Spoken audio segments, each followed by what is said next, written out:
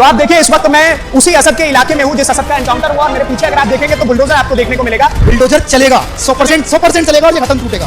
बेचा वचा कुछ नहीं है, इन लोगों ने अफवाह फैलाया है कि मकान बिक चुका है। मकान अगर बिक गया होता तो अदर मकान पे तो गवर्नमेंट ये स्टिकर नहीं लगाती, नोटिस बोर्ड, और किराए पे रहते थे। और जो कि मकान ये है और 15-20 दिन के अंदर किराए पे भी चले गए। पहले ये बोला था कि ये मकान बेच दिया और बेचा अभी तक नहीं है। जब वो वहां पर चीख और तड़प रहा था तो कोई मोहल्ले वाला नहीं आया। वो चिल्ला रहा था बचाओ बचाओ की आवाज निकाल रहा था, तब ये मौलाना कहाँ गए थे।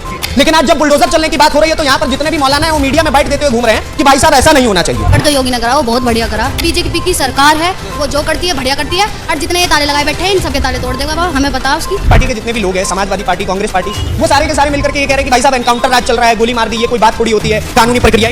अरे जब उसके चक्कू मारा था, जब यूं घुमाया था, तब देखा था क्या? अभी कहाँ हुआ है कि एक से नहीं वो 6 और है, उनकी भी होनी चाहिए। बुलडोजर भी चलना चाहिए, इससे नहीं होगा। इससे भी बड़े ये 6 क्विंटल बनेंगे आगे अगर आज बचेगा। तो आप देखिए इस वक्त मैं उसी असद के इलाके में हूं जिस असद का एनकाउंटर हुआ। मेरे पीछे अगर आप देखेंगे तो बुलडोजर आपको देखने को मिलेगा और बहुत सारे युवा यहाँ पर आपको लगातार नारे लगाते हुए दिख रहे होंगे कि बुलडोजर बाबा जिंदाबाद। अब आप सोचेंगे कि मैंने पहली तस्वीर ही आपको बुलडोजर पर फ्रेम पे क्यों दिखाई। उसके पीछे का कारण है कि जो असद एनकाउंटर में मारा गया, अब उस असद के घर पे बुलडोजर का नोटिस चस्पा कर दिया गया है और 15 दिन की उसको मोहलत दी गई है कि या तो अतिक्रमण हटाओ अन्यथा तुम्हारे घर पर बुलडोजर चलेगा। और उसको लेकर के प्रशासन एक्टिव हो चुका है। मैं लोगों से भी बातचीत करके आपको बताऊंगा कि बुलडोजर एक्शन को लेकर के यहाँ के लोग क्या कह रहे हैं और बाकी हम उसके घर पर जाकर के आपको नोटिस भी दिखाएंगे जिस नोटिस में बुलडोजर एक्शन की बात कही गई है।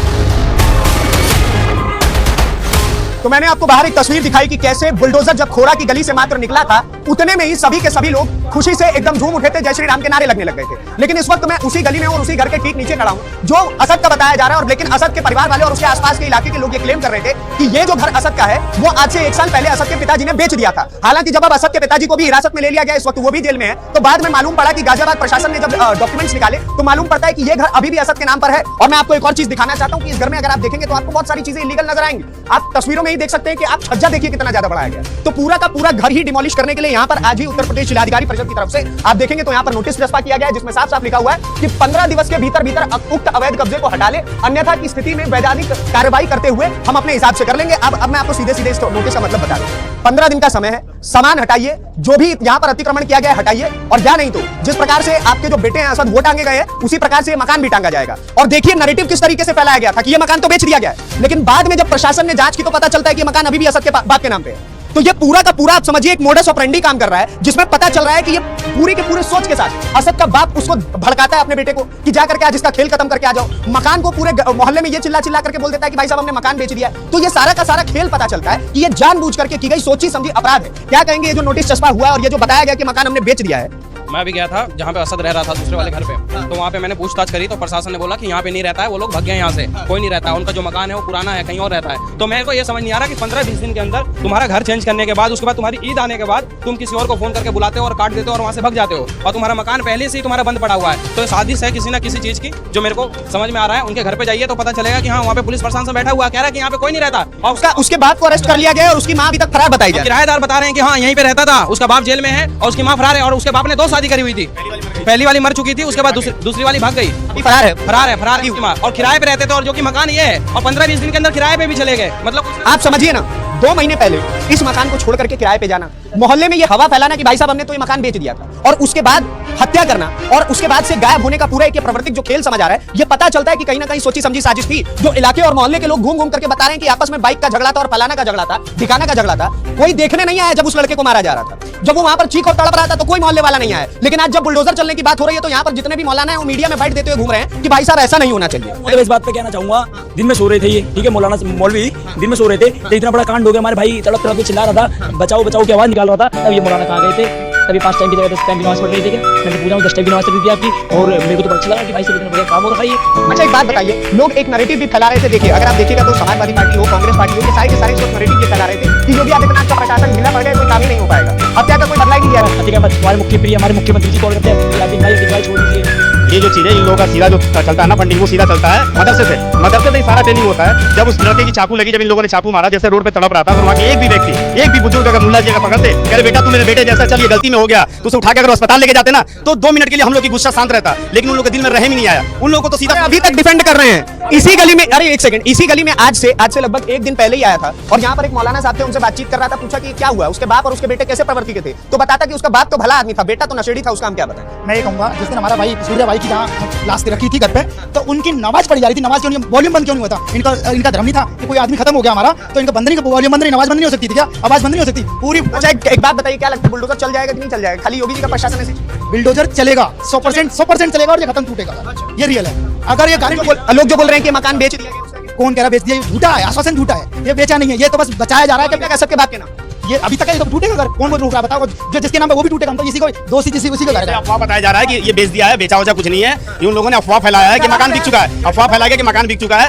मकान अगर बिक गया होता तो अदर मकान पे तो गवर्नमेंट ये स्टिकर नहीं लगाती, नोटिस बोर्ड अदर मकान पे तो नहीं लगाएगी ना। ये उसी का मकान है, इसीलिए इस पे नोटिस बोर्ड लगाया गया ताकि जल्द से जल्द तोड़ा जाए। यहाँ पे लोग गुमराह करते हैं, यहाँ पे लोग बरगलाने की कोशिश करते हैं। यहाँ के लोग बस इतना सोचते हैं कि एक हिंदू को अगर मार दो तो तुम्हें समझ लो कि 5 नमाज के वक्त का जो तुम्हारा फर्ज अदा हो जाएगा। इन लोगों का यही लक्ष्य है कि एक हिंदू को मारो, बिना नमाज पढ़ेगा। भाई साहब देखिए, आक्रोश तो है और एक बार मैं आपको फिर इस घर की तस्वीरें दिखाना चाहूंगा। ऊपर की तरफ भी फ्रेम करके दिखाइएगा कि कैसे पूरी की पूरी गली को बंद कर दिया गया। एकदम ऐसा लग रहा है कि आसमान भी माहौल था, सभी बाहर थे, सभी अपनी ईद मना रहे थे, तो कौन नहीं था बाहर? मैं आपको बता दूं कि इस गली में जब प्रशासन आया तो ढोल नगाड़े बजाते हुए यहाँ पर आए और उसके बाद बोला गया कि 15 दिन की अवधि का समय है आपके पास। अगर इस अवधि के अंदर आप कार्य कर आप यहाँ से अपने अतिक्रमण को हटाने की क्षमता रखते हैं तो हट जाएगा, अन्यथा हम बुलडोजर चलाएंगे। और एक बार और मैं आपको पीछे की तरफ, यानी कि अपने जमीन को कब्जाने का अर्थ आप देखिए, यहाँ पर नाला हो सकता था तो उस सारी चीजों को बिगाड़ दिया गया। और यहाँ पर अगर आप देखेंगे तो यहाँ पर लोग रहा भी करते थे, लेकिन अभी जब से ये नोटिस चस्पा किया गया है तब से ही यहाँ के भी लोग फरार बताए जा रहे हैं। और जब से ये हत्या का कांड शुरू हुआ था तब से यहाँ पर भी आप देखेंगे तो ताला लगा हुआ है। पीछे की तरफ अगर आप देखेंगे तो आपको चीजें टंगी हुई दिखती हैं कि बोतलें हैं, सारे सामान है, सारी चीजें, मतलब यहाँ पर लोग रहा करते थे।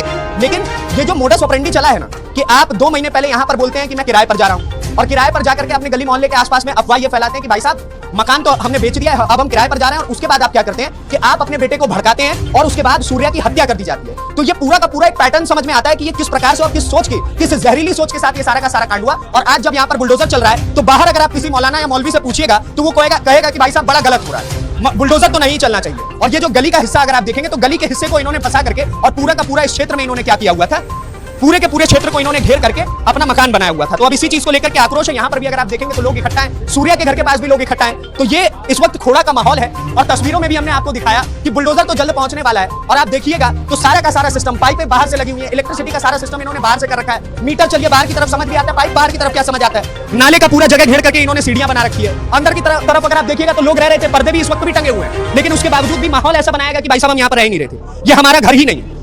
तो इसी तरीके से इनका ये पूरा का पूरा खेल चला था। अब मैं आपको सूर्या के घर के पास लेकर के चलूंगा जहां पर हम देखेंगे कि वहां के लोग क्या कह रहे हैं इस पूरे मामले को लेकर के। उनका क्या कहना है कि बुलडोजर की कार्रवाई होनी चाहिए, नहीं होनी चाहिए, होनी चाहिए तो क्या उनको अब ये थोड़ा बहुत भी संतुष्टि दे पा रहा है या नहीं, सारी चीजों पर आगे की रिपोर्ट देखिए। तो मैंने आपको पीछे की तस्वीरें दिखाई कि कैसे वहां पर जो नोटिस चस्पा किया गया और जिस मकान को बोला गया था कि शुरुआत में कि उन्होंने बेच दिया है, लेकिन बाद में पता चलता है कि वो अभी तक असद के बाप के नाम पर ही वो मकान है और वहां पर बुलडोजर चलने वाला है। यहाँ पर उन्हीं की गली के कई लोग हैं जहां पर पहले असद रहा करता था। माता जी, किस प्रकार के आदमी थे ये लोग?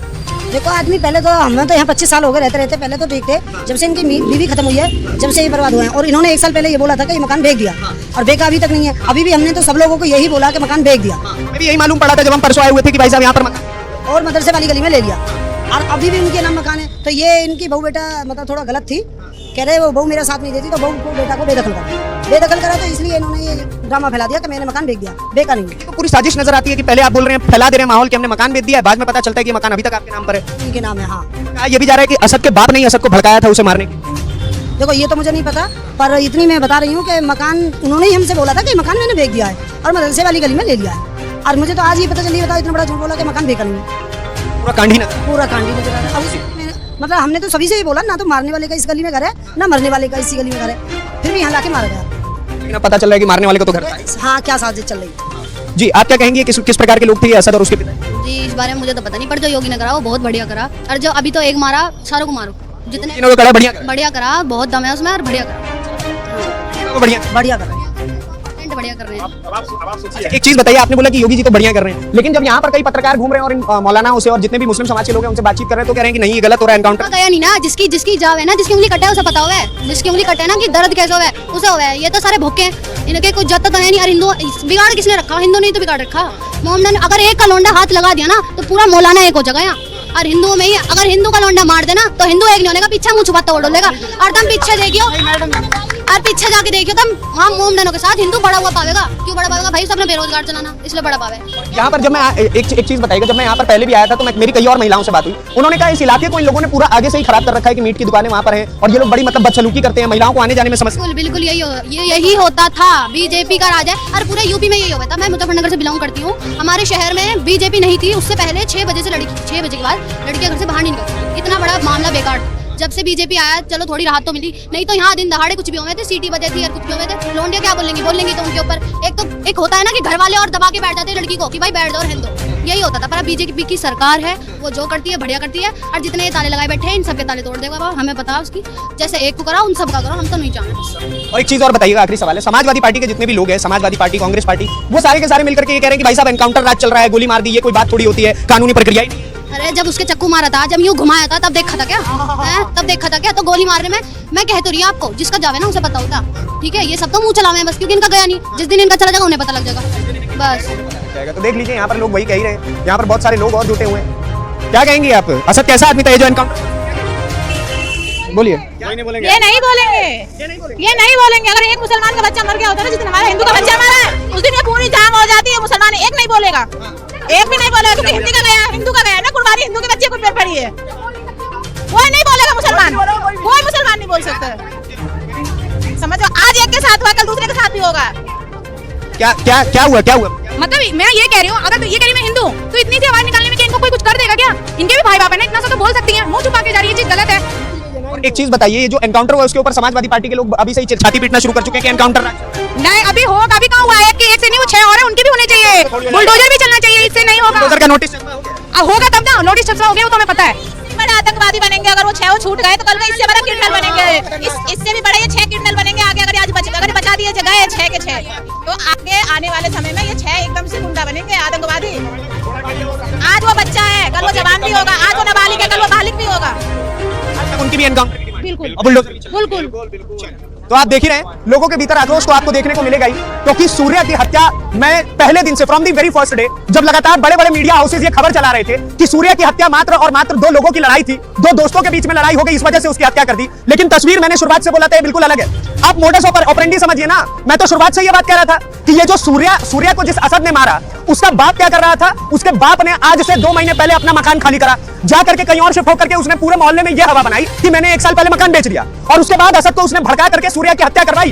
ये अभी तक जितनी भी रिपोर्ट सामने आ रही है उसमें दिख रहा है। तो ये तो मालूम पड़ता है ना कि आप क्या किस सोच के साथ ये सारी चीजें कर रहे थे, और आपका ये प्री प्लान्ड तरीका था कि कैसे भी करके सूर्या की जान ली जाए, एक हिंदू युवक की जान ली जाए। और आपने दिन कौन सा चुना? बकरीद का दिन। तो ये बताता है सारी की सारी चीजें कि आपकी सोच क्या थी। ये कोई गलती से हुई हत्या नहीं है, ये कोई आपसी रंजिश का मामला नहीं है। It's a proper Hindu and Muslim विवाद।